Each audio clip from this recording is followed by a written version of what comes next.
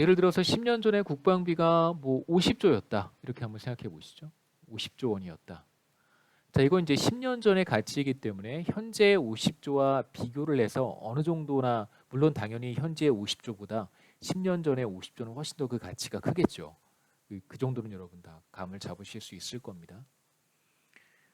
지금의 50조가 더 큰 돈이냐, 10년 전에 50조가 더 큰 돈이냐라고 한다면 10년 전에 50조가 더 큰 돈입니다. 그럼 이제 이걸 물가 상승을 어느 정도 고려를 해야 되는데 어떤 가격 지수를 이용해서 물가를 조정할 것이냐라고 한다면 이 경우에는 소비자 물가 지수를 사용하지 않습니다. 왜 그러냐면 국방비라고 하는 것을 구성하는 다양한 항목들을 생각해 보면 물론 그 안에 군 장병들이라든가 장교라든가 이런 사람들에게 지급되는 인건비도 물론 포함이 되어 있겠지만 그 비중도 뭐 무시하지 못할 만큼 큽니다만 뭐 아까 제가 말씀드렸던 다양한 이제 군사 물자들 이런 것과 관련한 적절한 어떤 물가 지수는 소비자 물가 지수보다는 여기에서 우리가 보고 있는 GDP 디플레이터가 더 적절한 가격 지수라고 할 수 있습니다. 그래서 10년 전에 50조를 현재 가치로 물론 이제 그 현재 가치로 환산할 때 뭐 또 여러 가지 할인율 이런 얘기들이 나오지만 단순히 이제 과거와 현재의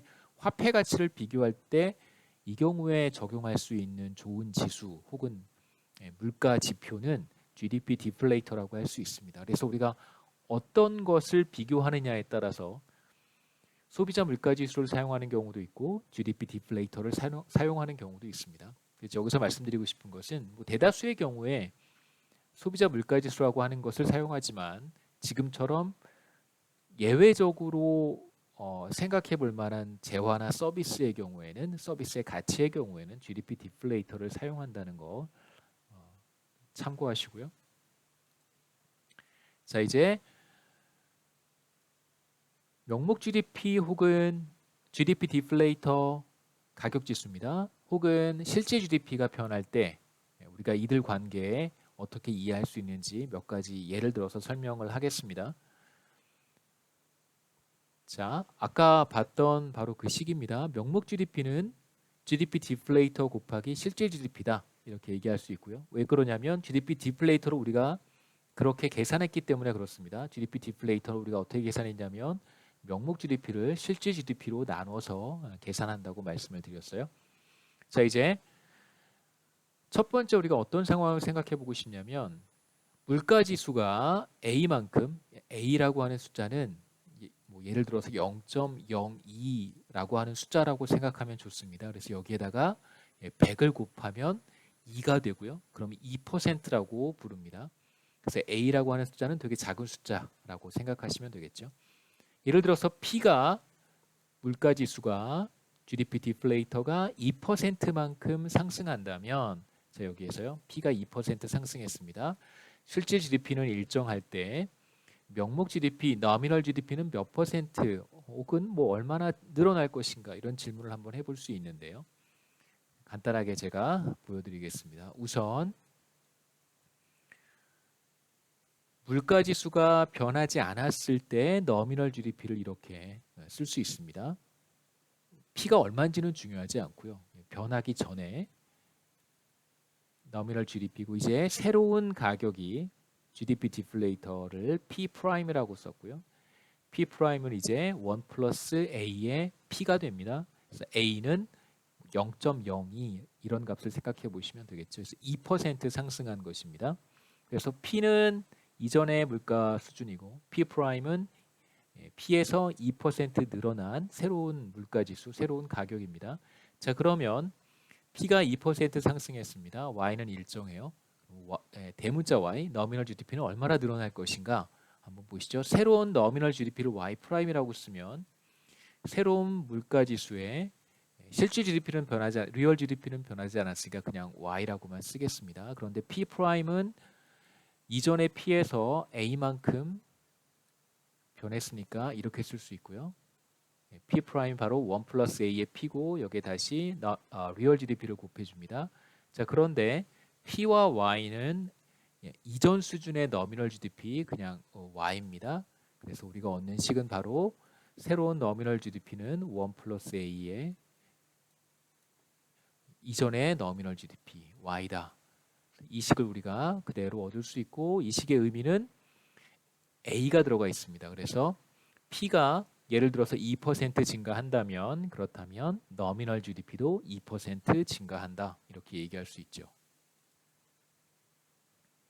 자, 두 번째는 다른 것은 변하지 않았고 리얼 GDP가 B만큼 증가하면 마찬가지로 뭐 B가 0.03이란 값이라고 한번 생각해 보시죠. 0.03만큼 혹은 뭐 3% 증가하면 nominal GDP는 얼마나 증가할 것인가? P가 일정하고요. small y, real GDP가 3% 증가하면 명목 GDP, nominal GDP는 몇 퍼센트나 증가할까? 3% 증가할 겁니다. 한번 보시죠. 리얼 GDP가 변하기 전에 nominal GDP는 이렇게 쓸 수 있고 자 이제 새로운 리얼 GDP는 이전 리얼 GDP에 1 플러스 B를 곱해주면 됩니다. 그래서 B가 0.03이라고 한다면 1.03을 곱하면 되겠죠. 자 이제 새로운 nominal GDP는 P는 변하지 않았으니까 그대로 써주고요. Y가 변했기 때문에 Y, 리얼 GDP, Y, small y 프라임이라고 쓰겠습니다. 그런데 small y 프라임은 이전 GDP 수준 Y에서 B만큼 0.03만큼 늘어났으니까 이렇게 쓰면 되겠죠. 자, 그래서 P 곱하기 small y는 이전 수준의 nominal GDP니까 그냥 대문자 Y라고 쓰고요. 여기에 1 플러스 B를 곱하시면 됩니다. 그래서 우리가 얻은 결과는 새로운 nominal GDP Y 프라임은 이전의 nominal GDP에서 1 플러스 B를 곱하면 된다. 다시 말하면 물가 수준이 B만큼 증가한다면 3%만큼 증가한다면 리얼 GDP 스몰 y가 일정할 때 nominal GDP는 3% 증가한다. 이렇게 얘기할 수 있습니다. 세 번째는 P도 변하고 Y도 변하는 경우라고 할 수 있는데요.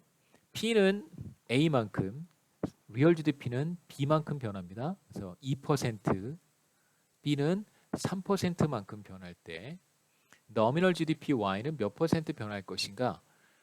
간단한 답은 바로 이 둘을 더해서 5% 증가한다. 이렇게 얘기할 수 있습니다. 왜 그렇게 되는지 한번 보시죠. P와 리얼 GDP가 변하지 않았을 때 nominal GDP는 이렇게 쓸 수 있고요. 자, 이제 새로운 nominal GDP가 바뀔 것입니다. 바뀌겠죠? 왜 그러냐면 프라이스도 P 프라임으로 바뀌었고 리얼 GDP도 스몰 y 프라임으로 바뀌었기 때문에 그렇습니다. 자, 이제 P가 얼마나 변했냐면 이전 물가 수준에서 1 플러스 A만큼 곱하기 y 프라임은 1 플러스 B만큼 변했습니다. 자, 이제 이걸 정리해 보면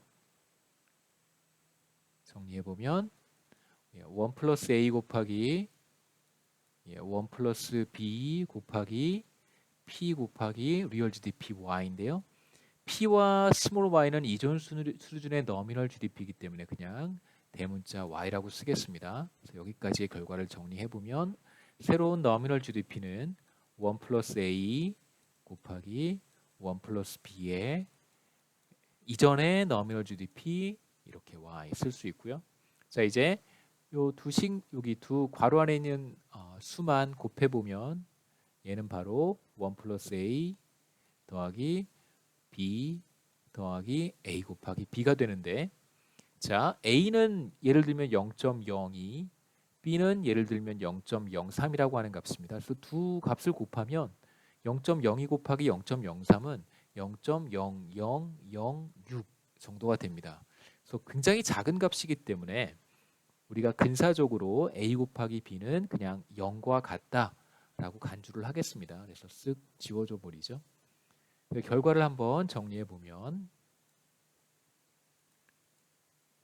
y 프라임은 우리의 결과는 이렇습니다. 2 더하기 a 플러스 b의 a 곱하기 b는 굉장히 작은 값이라고 간주를 해서요. 0으로 두었고요. 이전 수준의 nominal GDP